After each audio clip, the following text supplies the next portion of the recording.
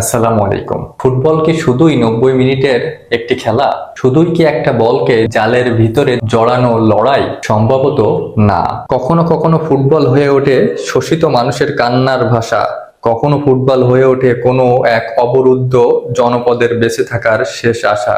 Barcelona সেই ঐতিহাসিক open top বাস প্যারোডে যেখানে হাজার মানুষের ভিতরে লামিন ইয়ামাল উড়িয়েছিল ফিলিস্তিনের পতাকা, সেটা নিয়ে শুনতে হয়েছিল তাকে অনেক অবমাননা, অনেক হুমকিও। কোনো কিছুর তোয়াক্কা তিনি করেননি। তিনি পারতেন তার দেশের পতাকা উড়াতে, তিনি পারতেন বার্সেলোনার পতাকা উড়াতে, তিনি করেননি। তিনি করেছিলেন নিরীহ ফিলিস্তিনিদের পক্ষে জয় জয়কর। রবিবার এই ফাইনাল শুধু আর্জেন্টিনার বিরুদ্ধে স্পেনের লড়াই নয়, শুধু মেসি বনাম ইয়ামালের শ্রেষ্ঠত্বের যুদ্ধ নয়। এই ফাইনাল কোটি কোটি ফিলিস্তিনের এক অলিখিত প্রার্থনা।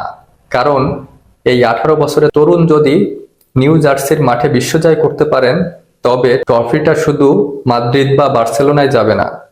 ট্রফিটার অংশদারিত্ব হবে গাজার প্রতিটি ক্ষুধার্ত ও রক্তাক্ত শিশু। ফুটবল দুনিয়ায় এখন একটাই আওয়াজ, লামিন ইয়ামাল জিতলে জিতে যাবে ফিলিস্তিন। দেখুন, ঘটনার সূত্রপাত বেশি দিন আগের নয়। 2026 সালের মে মাসে চির প্রতিদ্বন্দ্বী রিয়াল মাদ্রিদকে হারিয়ে যখন বার্সেলোনার স্প্যানিশ লিগ নিজেদের করে নেয়, তখন পুরো কাতালুনিয়া উৎসবে মাতোয়ারা। ট্রফি প্যারোডের সেই জনসমুদ্রে লাখো ক্যামেরার সামনে 18 বছর বয়সী এই মুসলিম তরুণ যা করেছিল তা কাঁপিয়ে দিয়েছিল পুরো বিশ্বকে।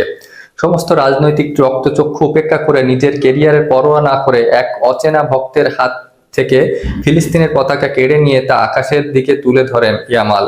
বিশ্ববাসী দেখেছিল ফুটবল মাঠে নতুন রাজা শুধু ড্রিবলিং করতে জানেন না, মানবতার পক্ষে বুক চিতিয়ে দাঁড়াতেও জানেন।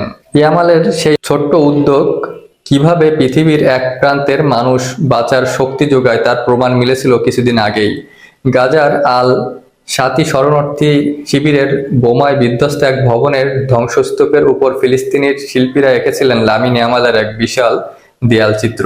সেখানে চারিদিকে শুধু মৃত্যু আর ধ্বংসের হাহাকার, সেখানে এক টুকরো দেয়ালে ফুটে উঠেছিল ইয়ামালের ছবি। গাজার মানুষ পৃথিবীর এই নতুন রাজাকে বার্তা পাঠিয়েছেন যে, লামিন, গাজা থেকে আমরা তোমাকে অনেক বেশি ভালোবাসি। যে বিশ্ব নেতারা ফিলিস্তিনের আর্তনাদ এড়িয়ে গেছেন, সেখানে 18 বছরের কিশোর তাদের প্রতিবাদের ভাষা হয়ে দাঁড়িয়েছেন। আর এখন ইয়ামাল দাঁড়িয়ে আছেন ফুটবল ইতিহাসের সব থেকে বড় চূড়ায়, বিশ্বকাপের ফাইনালে। সোশ্যাল মিডিয়া এবং বিভিন্ন আন্তর্জাতিক ফোরামের গুঞ্জন সত্যি হলে এই মহা লড়াইয়ে সামনে রেখে ইয়ামাল এক অবিশ্বাস্য মানবিক প্রতিজ্ঞা করেছেন। তিনি জানিয়েছেন বিশ্বকাপ জিতলে তিনি মাঠের মাঝখানের ফিলিস্তিনি পতাকার হাতে উদযাপনে নামবেন। শুধু তাই নয়, বিশ্বকাপ চ্যাম্পিয়ন বা রানার্স আপ হওয়ার হিসেবে ফিফা থেকে পাওয়া তার বোনাস ও উপার্জিত সমস্ত অর্থ তিনি দান করে দেবেন ফিলিস্তিনি যুদ্ধবিধ্বস্ত সাধারণ মানুষের চিকিৎসা ও ত্রাণের জন্য।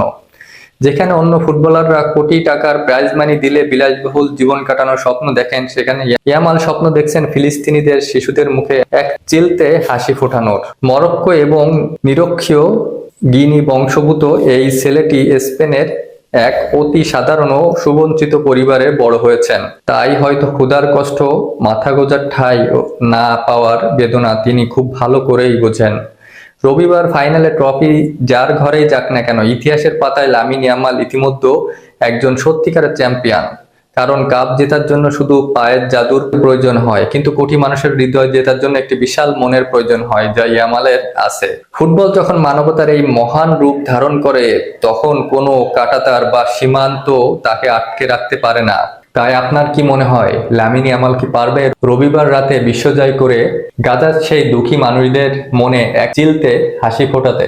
আপনি কি এই ফাইনালে ইয়ামালের এই মানবিক লড়াইকে সমর্থন করছেন? অবশ্যই কমেন্টে আপনার মতামত জানাতে ভুলবেন না। ধন্যবাদ।